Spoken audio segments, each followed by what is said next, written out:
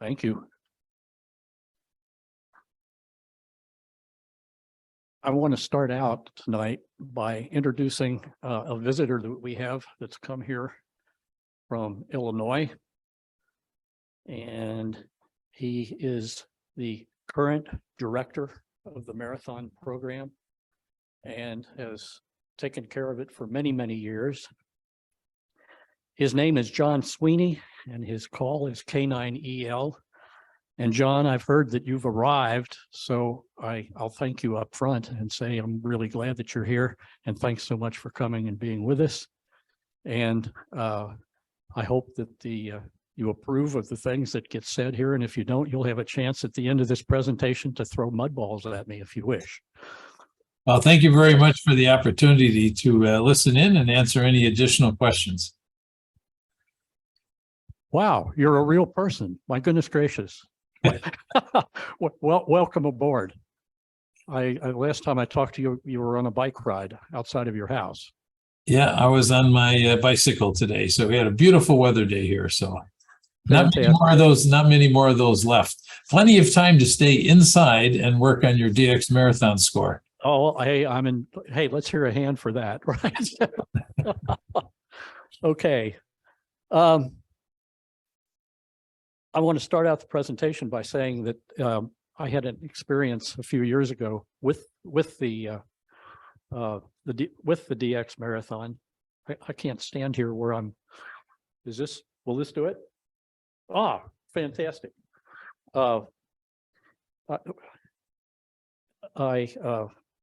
participated in that event a few times, actually 3 years.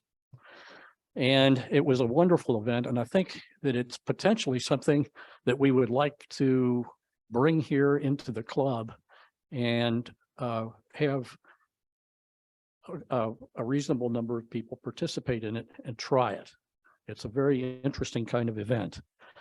And John has been the manager of that event for a long time. And we're really happy to have you here, John. OCRA has developed to the point that I think we would be able to do a good job with that particular event. So let's get the ball rolling and go over to the material that I'd like to talk about, the CQDX marathon. First thing I'd like to do is to thank John for his participation in this and for coming aboard, and to tell the club here that the majority of things that I'm going to be talking about are things that he has described in his write-ups about the DX marathon. So he gets credit for all of the information that we have up there, and he's been an excellent leader for that event.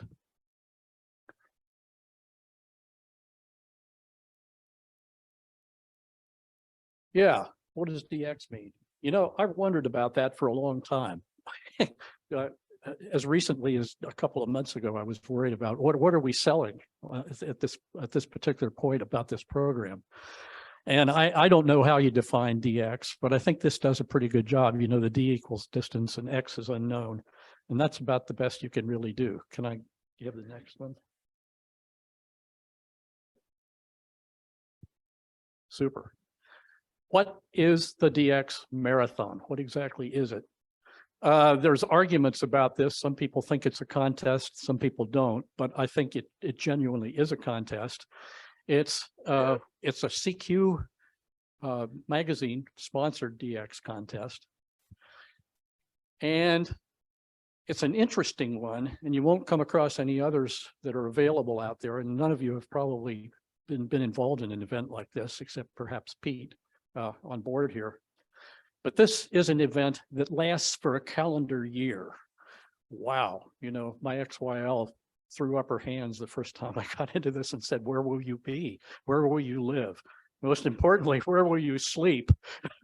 Right? And I told her it's not going to happen that way, that everything is going to be okay, because this particular event, each participant works for 1 calendar year, and it goes every year from January 1st to December 31st. And that's a year, pretty close. The goal is to have, for each individual entrant into this contest, to have QSOs with as many as possible of the current 346 entities. Those used to be countries, but they're entities now. And some of you have enough gray hair that I'm convinced you've been through that change. But you have to have QSOs with many as possible of the current 346 entities and 40 zones contained in the CQ magazine's list of official CQ countries and zones.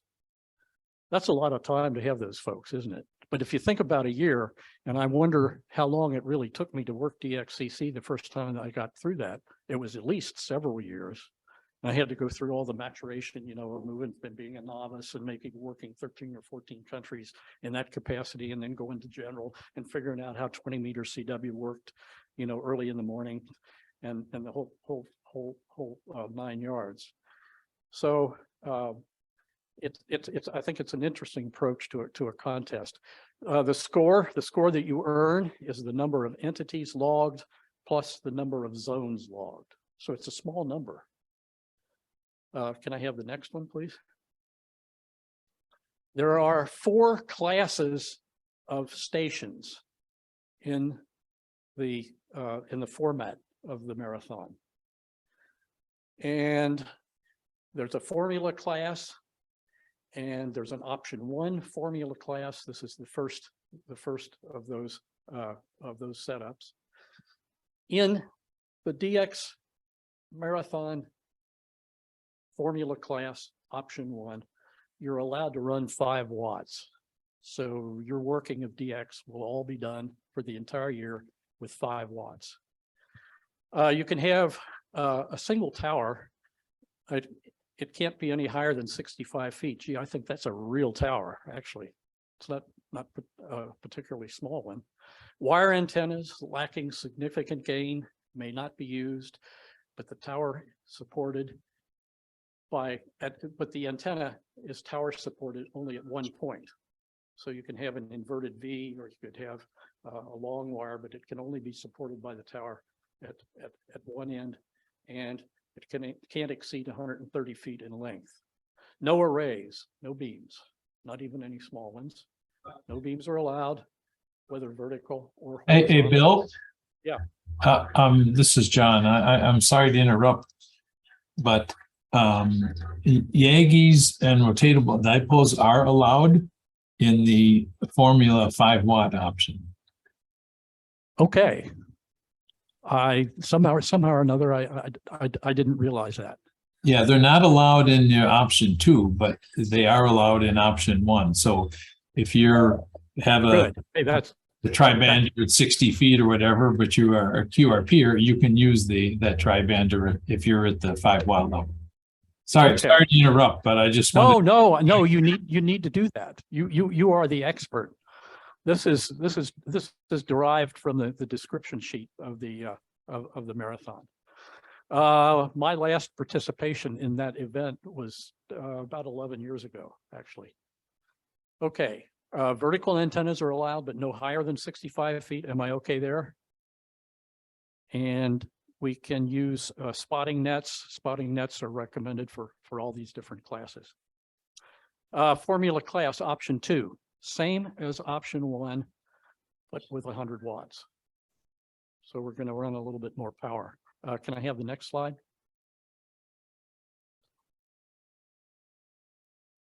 The next class is the limited class. And the limited class allows 100 watts output. Includes all of the formula class option 2 power and antennas for use on all bands. Or alternatively, one can add directional antennas with no more than 3 elements per band and a boom length not exceeding 15 feet. We can add a single element rotary dipole for either 30 or for 40. And we've got a better set of antennas that we have the option to use. These are done, put up with the caveat that they cannot be more than 50 feet off the ground, and all must be on a single tower. So that's limited class. Let's go to the next one. That's what we're looking for, or at least some of us might be. I think there's a real challenge in using the lower power, the veritable QRP with 5 watts and 100 watts, and that can be a lot of fun. But with the unlimited class, there are no restrictions. And all of these classes are permitted and encouraged to have spotting software or to use spotting software. Yeah. What if you have a tree? The tree is a power.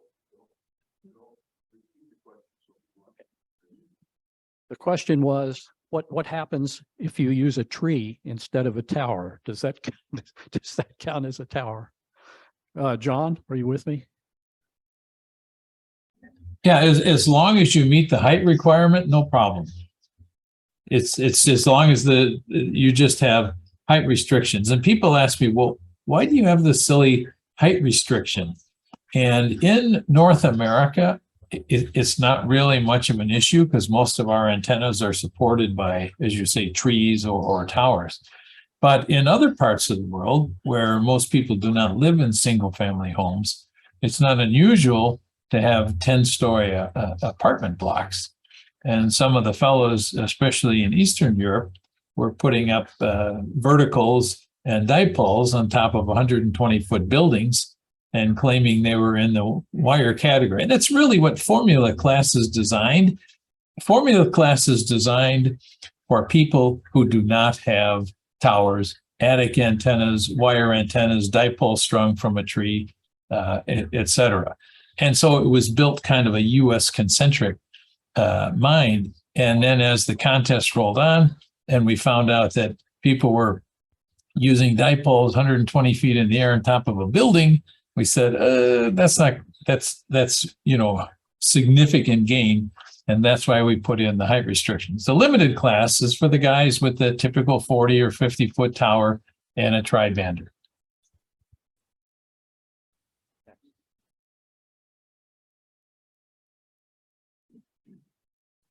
How does the DX Marathon work? Just some points. Participating in the DX Marathon is really easy, easier than any other contest that I've had an opportunity to participate in. You just get on the air and work DX. Could be better.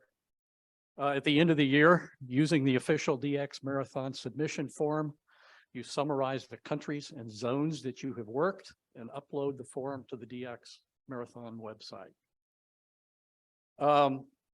Credit is given for contacts on all amateur bands, 160 through 6, including those not normally used for contesting. And this is a big point. You can work on 60, 30, 17, and 12 meters. And that doesn't happen in the CQWW or the ARRL contest. And I think that that's a big plus because 17 and 12 are wild with DX and it's never claimed. So I think it's a really neat component of this particular program to include those work bands. You can use CW, sideband, and digital modes. And I'm not naming the digital modes because they'll be different by the time we get around to using the program probably. Contacts through repeaters or satellites are not allowed, and that's a good thing. And neither the maritime or aeronautical mobile stations. Okay, everybody? No. We could stop. And we've said almost all of it. Next, please. Computer support for the DX Marathon. It's very easy. The logging information can be taken care of on the DX Marathon web page. It's a simple kind of thing. Data and amateur data information files, the ADIF files that are commonly used in logging programs and that type of thing will work with the logging program that actually creates the DX Marathon. DX Labs, I'm told, makes a suite of software that has a specific spot for the DX Marathon and a tracking module, and will generate the official DX Marathon submission form directly from the software. John I'll bet you can jump in here and make some comments, perhaps.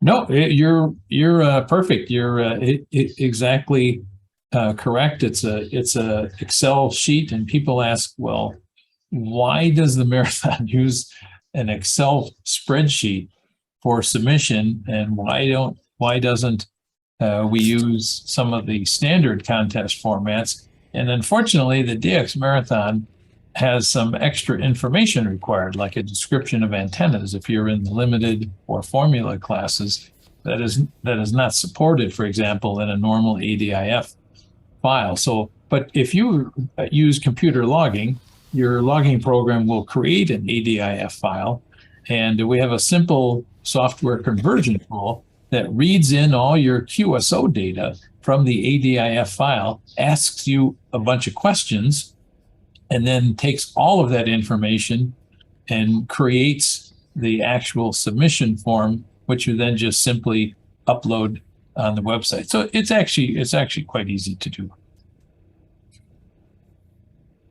Any comments, questions? Okay, let's move on to the next slide. What's this? Just as an example of how this works, I want to talk about the 2021 results of the DX marathon that took place during that year. And we can't talk about the 2022 because it isn't over yet. We're still working on that, and that will go through the Christmas vacation and up to New Year's Eve. So these are the latest results that have been actually published. There were a total of 805 logs that were received, and that total that means that, well, it doesn't mean anything except within that set of logs there were 144,805 QSOs. There were 274 entries and entities and 40 zones represented. 274 entities and 40 zones. So the highest score was 314 points. That's the highest score that person earned. The overall log error rate was 1.5%. John, that seems low. Is that correct? That is correct. And one of the reasons why the error rate has dropped is there's an awful lot of QSOs that have switched over to FT8, especially with the low sunspots the last couple of years.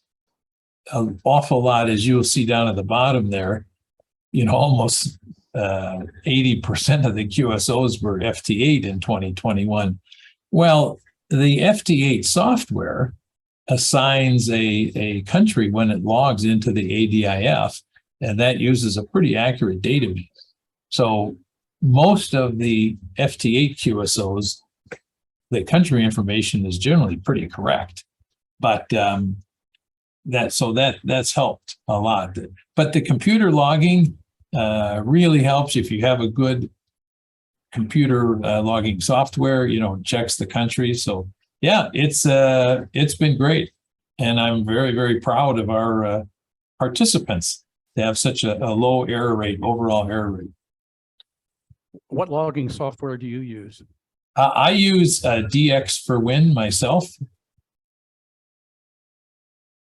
And I started using it in 2000, and like a lot of us, it's like an old friend, But the DX for Win and some of the others have a very good country database and country files that are prepared by AD1C, the same files that go into the RTTY contest, same files that go into the N1MM contest logger.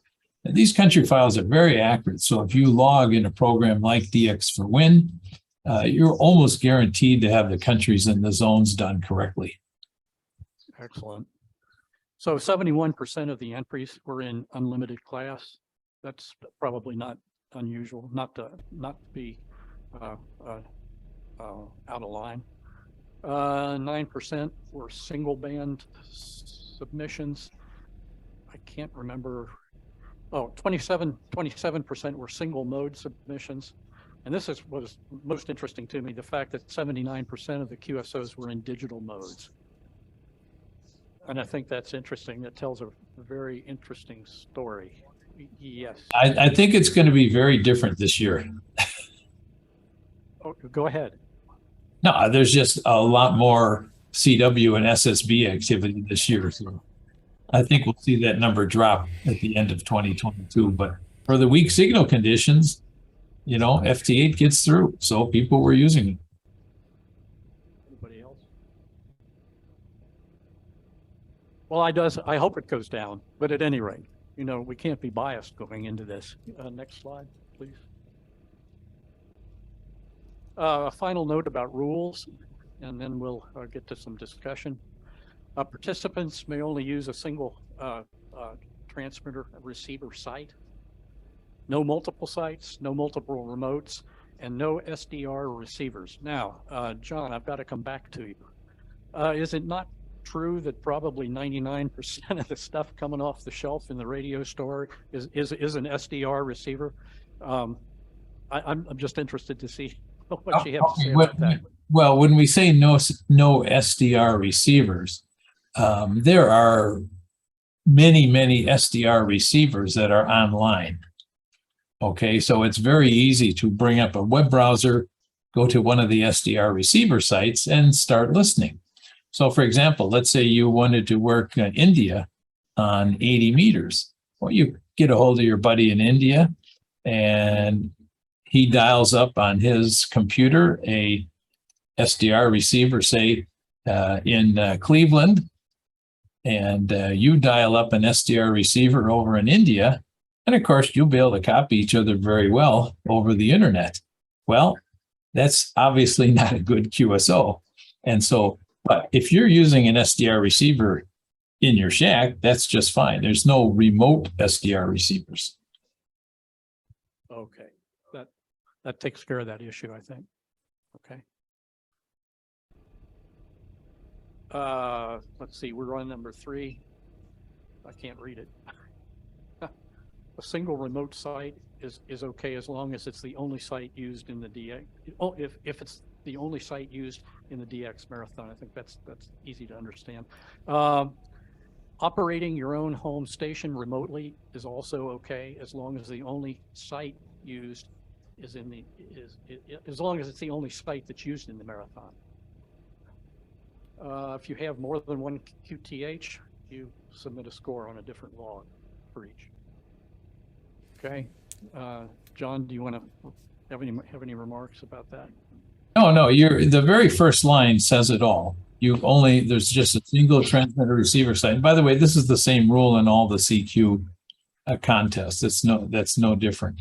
The ARRL DXCC program allows you to use remote sites to work DXCC. Now you could have a remote in Seattle, San Diego, Miami, and New York City, and it's okay, but not in the CQ contest.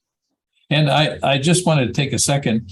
Mark, Whiskey Charlie 3 Whiskey, has joined the call here. Mark is taking over the DX Marathon from me starting on January 1st. So I invited him, I hope you don't mind, just to listen in, because in the future, he'll be the one answering questions and adding additional information. I've been doing this since the inception, and it's been quite a few years, and I've decided to take a little break. So Mark's taking over. So sorry for that interruption, Bill. No problem at all. Thank you, John. Evening. Oh, hi, Bill, and all. Let me just thank you for the invite. I'm really excited about taking this program over. When John and I got together, I've known John for a few years, I said I would be willing to do it under the provision that we restructure the program. So John and I have been working for the last probably 5 or 6 months, and we're making great progress. What we're basically doing, we expect significant growth in the program coming into cycle 25. You saw the FT8 numbers. It's allowing, at least for some of the less fortunate or disadvantaged hams, to get into DXing through FT8. we're seeing double-digit growth. So I think you saw the participants in queues, and we put together a vision and a mission statement, and I think this program can double or triple within the next couple of years. I put together a board of directors. We've got 9 people as a board. We've got an advisory board representing most of the CQ worldwide zones, kind of using as a sounding board. And then we wrote job descriptions for all those tasks that John was doing himself. We're dividing those up into about 5 major categories: a scoring director or manager, a compliance manager, an IT manager, and communications manager. So we're basically, this year for 2023, we're going to keep all the rules the same. By the way, the rules will be published in the November CQ magazine, along with some of these organizational changes coming up. And we're going to transition. John has graciously agreed to serve as a board member advisor or consultant. So we're going to train up the different functions so we have a very smooth transition. And then we've got some exciting plans for 2024 in terms of new categories and increased opportunities. So I'm really excited about it. And so this year we're going to try to organically grow it through marketing. And I've sent out a brand new revised PowerPoint presentation that we're sending out to clubs. I'm going to do a lot of Zoom meetings myself. There's a lot of growth opportunities. So we're going to try to just do the transition in 2023 without changing the rules, grow go try to get that 805 up to 1500. Okay, and then make sure all the software, we've got a tremendous IT manager in place that is doing a new website for us. So anyway, I've said enough. Thank you. I'm just going to listen here. Thank you so much for your comments. It's a real pleasure to have you here, and we're really having a good time in the first meeting with you. Okay, let's go to the next slide.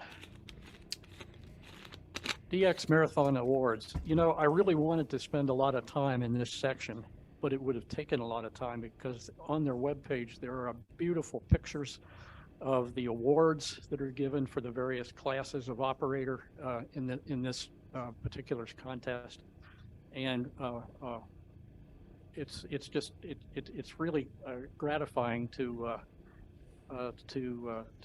think about the time that went into designing all of this. There are 22 nice plaques, really beautiful plaques, 120 different certificates for the highest scores in various capacities, class, continent, bands, modes, etc. And the interesting thing about it is there's a nice list of multiple sponsors that are paying for these and supporting the production of these awards. And I think that's a really nice aspect of this program. Next slide. Why would you want to do this? Why would anybody want to play in the DX Marathon?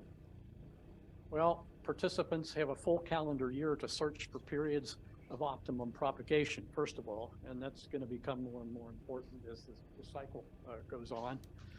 And it'll be, I think, make it easier for finding various entities and zones and being on the air at the same time they're on. So I think it allows a realistic period of time.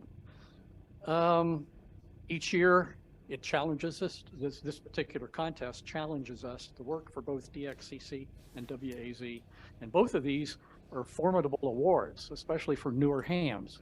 And I think that participating in this would be an excellent opportunity for not necessarily a first-day novice for the reasons of his license privileges, but the fact of the matter is, I think it would be a good time to actually start to think about working DX and actually do it, and do it with the probability that it's good you can make progress on one of the major awards, and DXCC and WAZ are in those categories.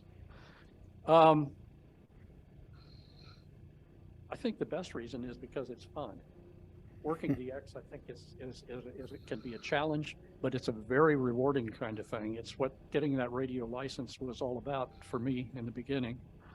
And speaking of licenses, participation in this particular kind of a contest, I think would encourage the pursuit of higher license classes, because with a general class or higher, you can certainly do a lot more than you can with a novice license, with a beginner's license.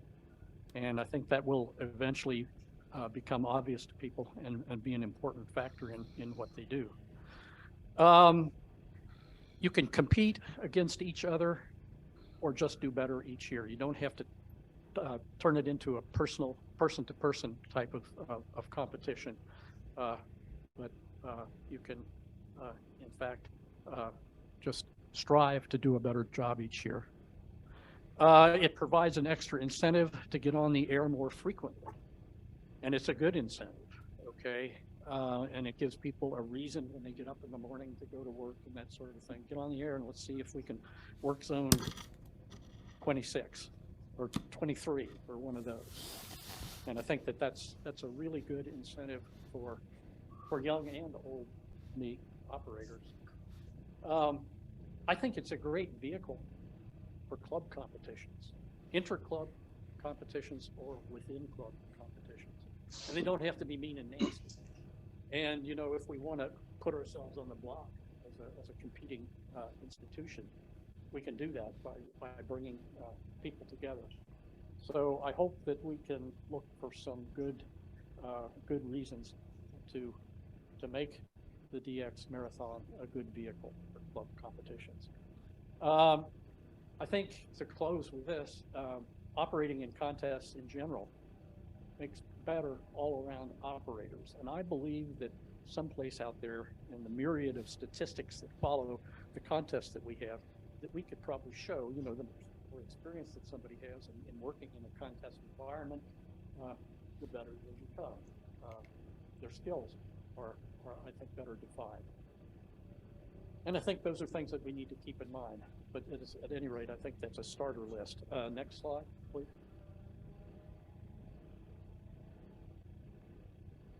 Hints for a successful DX marathon. I don't know if I've ever created one, so I'd probably have no business being up here telling you what the hints for a successful DX marathon are. Work rare stations and de-expeditions first. And I think that's you know, if you're looking for a DX station, a rare DX station, I think that you're going to be looking for expeditions where people go to rare spots and put them on the air and that type of thing, and the rest of the world is just vying for those beautiful QSL cards that they send you for a $10 contribution. And I think that working the de-expeditions and the rare stations first in your day in working in the DX marathon is a good thing to do. Work commonly found countries, Europe, South America, Caribbean, in contests, big contests, short ones on weekends, so you can get that country that you need out of the pile up and have some fun with that too. So at any rate, the ARL DX contest, the Worked All Europe contest, these are all good. Yeah. Okay. These are all good things to participate in. I want to leave the next one go for a minute. That was in the original list. John, what did you have in mind for a different QSO for zone and country? Because you can theoretically get 2 points for one contact. Is that right, or am I wrong? Yes, that is correct. So there's really two schools of thought on this particular subject. But having been scoring this contest now for the last almost 18 years, I can tell you that many participants have made a mistake on that one QSO, and then they lose both a country and a zone point. And so chances are, just based on the error rate, that if you use a different QSO, you're less likely to lose 2 points. Now, the exception to that is if you work somebody, let's say early in the year, and you then find your QSO was confirmed in LOTW or it's entered into club log. In other words, you know the call sign is correct and it's absolutely a known good QSO. Of course, use that for both the zone and the country because it's a guaranteed good point. But I can't tell you how many people accidentally entering into the log, they reverse 2 letters. You know, that seems to happen to some of us as we get older. You reverse 2 letters or make a simple little mistake. Well, now you've lost 2 points instead of just 1. So generally speaking, for most people, we suggest using a different QSO for zone and country. The exception being, if you know absolutely for sure it's a good QSO, call sign is correct, you're in the log, then go ahead and use the same one. You don't have to worry about working an additional QSO. Okay, super. Thank you. Next point is, got to wait till that label goes out of the way. Double check each call sign to make sure computer spots are correct. Listen a lot. Be sure your logging program country database is up to date, and I think that's a no-brainer. Check your submission form for obvious errors. Submit the log on time, and above all else, have fun. Okay, what do you think? Worth a try? Yeah. Yes. Okay, back to like two QSOs. If you like hit one QSO and says, I'll call you back in 1 minute. No. Oh, What's two different?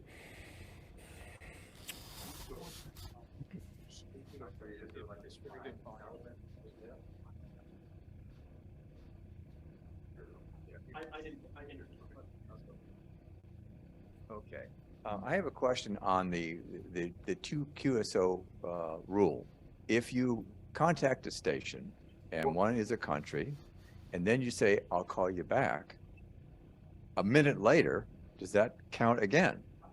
Oh, no, you only have to work the person once. There is no 2 QSO rule. I'm sorry if it wasn't, if I made that implication. You and I could work each other and we can count it for both the country and the zone. You don't have to have 2 QSOs.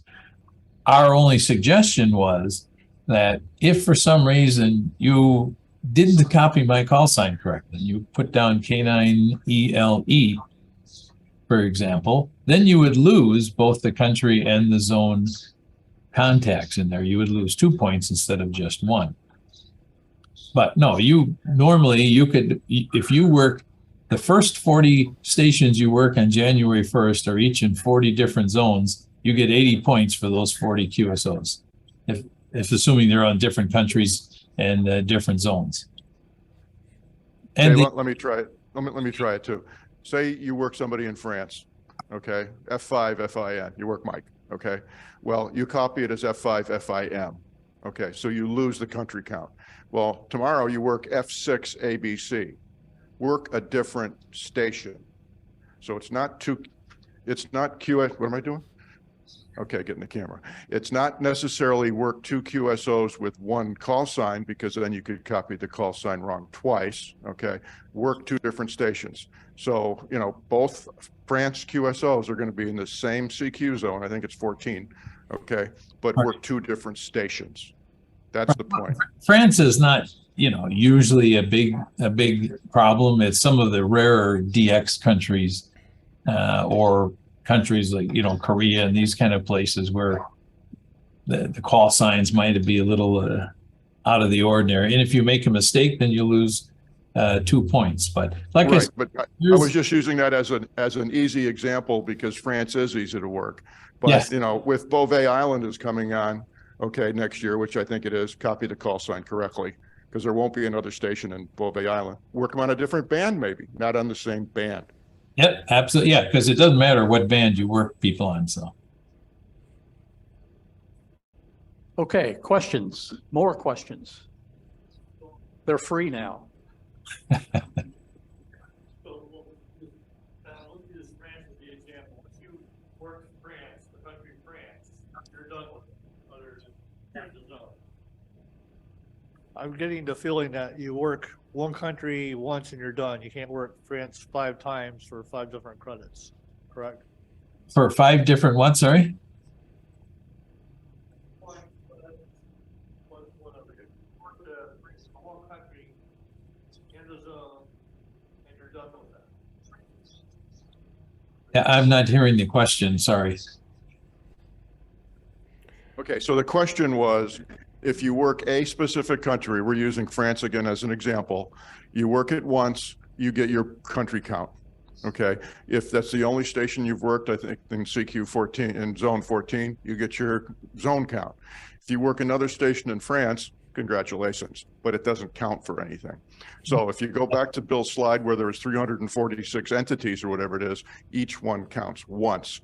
You can't work it on sideband, CW, and digital, 1 point.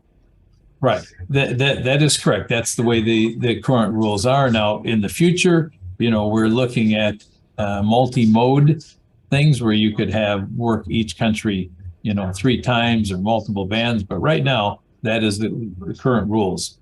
That is correct. You work a country once. Now, some people will work France on multiple bands or multiple modes because they start the year off saying, okay, I'm just going to go for unlimited class, any band, any mode. Then during the course of the year, they find, I've really been having a riot on 12 meters. Maybe I'll submit 12 meter monoband score and just enter for 12 meters. I might have a better chance of winning a plaque or a certificate. In that case, it would be very frustrating to go back later at the end of the year and go, oh my God, I never worked France on 12 meters. So some people will work the countries on multiple bands just because they're not sure how they might enter the contest at the end of the year, single band, single mode, or all band, all mode. Some people don't make those decisions to the end of the year. I think just as a footnote to what John says, which is the beauty of the contest, is that you don't have to declare right up front which particular competition or which particular modes or bands or whatever you want to do. You could do that as long as it's before submittal, and then you create your score sheet accordingly. You have that option. So you kind of can monitor how you're doing all year long. And as John said, if you just are spending a lot of time on 12 meters and you're knocking them dead, you may just decide, hey, I'm going to submit based on 12 meter. Okay, good. Any other questions from the group here? Do you folks want to add anything? John? No, I just thank you very much for this opportunity to talk about the DX Marathon. It has been my passion since 2006, and I'd be lying if I said I wasn't going to miss it. I am going to miss it, but I am going to be able to participate for the first time because I started the marathon in 2006. That's when it started. And being the person who does the scoring, I didn't think it was proper for me to score myself because, of course, I would naturally win.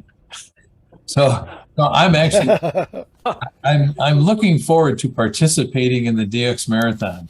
But our very first year, we had less than 100 participants and a few hundred QSOs, no sponsors, and we've really grown this thing tremendously. And it really is a great vehicle for clubs. We have a big DX club here in the Chicago area, but we also have a subgroup. And I will tell you, the competition within our group is absolutely fierce to who does the highest score at the end of the year for the DX Marathon. And it really does motivate us to get on the air every day and seek out that new one. So I think you'll find that once you start doing the DX Marathon, it can become addictive. It is a lot of fun. Yeah. So The other- thank you for the opportunity. Yeah, Oh, the you're other very thing welcome. I'll just jump in and say I was in an IEEE meeting down in Denver about a month ago and talked to a fella who his honor roll, and he just kind of got bored with DXing and he didn't know anything about the marathon program, and I explained to him what it was like, and he got really excited because it does give you an opportunity to continue on with DX, to get in if you're into the competition, whether it be against other members throughout the world or if it is within a club. And that's an area where I'm personally going to push club competition. I don't know how many clubs we had last year, John, you might comment on that, but there's a lot of clubs that put in a joint score. That's a lot of fun. You get teamwork and camaraderie, and I think that's a huge area of growth. Yeah, I'd have to count the clubs, but I mean, it's hundreds of clubs are represented in the DX Marathon every year. So it's a lot of people participate. Well, thank you for being our guest tonight and for contributing so much to our program.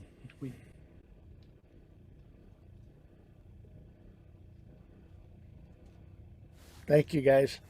And I really appreciate you taking the time to get on the web and talk to us tonight. And thank you so much. Our pleasure. Thank you. Good night. Good night. And thank you, Bill, very much for the presentation tonight. Here, go ahead and get your stuff if you want to. Just a couple of comments, additional comments. Every week I send out the ARRL DX bulletin. Okay, maybe now you can, hopefully you don't delete it, but maybe now you'll read it a little closer and you'll see what countries, what the expeditions are going to be on. Okay, so you can start to use that as a tool to tell you what's on next, where are they, what days will they be on. Okay, another comment is, depending upon what class you're running, and if it's a DXpedition, and don't get frustrated if you can't work the DXpedition country the first day, the second day, maybe even the first week. Okay, if you're not running 2,000 pounds of aluminum and 1,500 watts pointed at that particular country, because there's usually a lot of competition. I said Beauvais Island earlier, there'll be a lot of competition. Okay, and the third thing, and if you're relatively new to the hobby or relatively new to chasing DX, get out your manual to your radio and learn how to operate split. All right, because the DX stations are going to be operating split. And I really say learn it, because you probably don't want to be the guy that continually hears somebody saying up, up, up, because you're calling on the wrong frequency. Okay, those three simple things are going to make you successful and you'll really have a good time. So again, Bill, thank you very much. Oh, another comment? Absolutely. I'm going to brag. I just jotted these numbers down, and I didn't want to say it to our guests because it has no relevance. And it really has no relevance to you either. But I worked in the marathon and then go away. Go away. I can't even read the score that I had. Here. Well, that's who is that ugly guy? Gee whiz.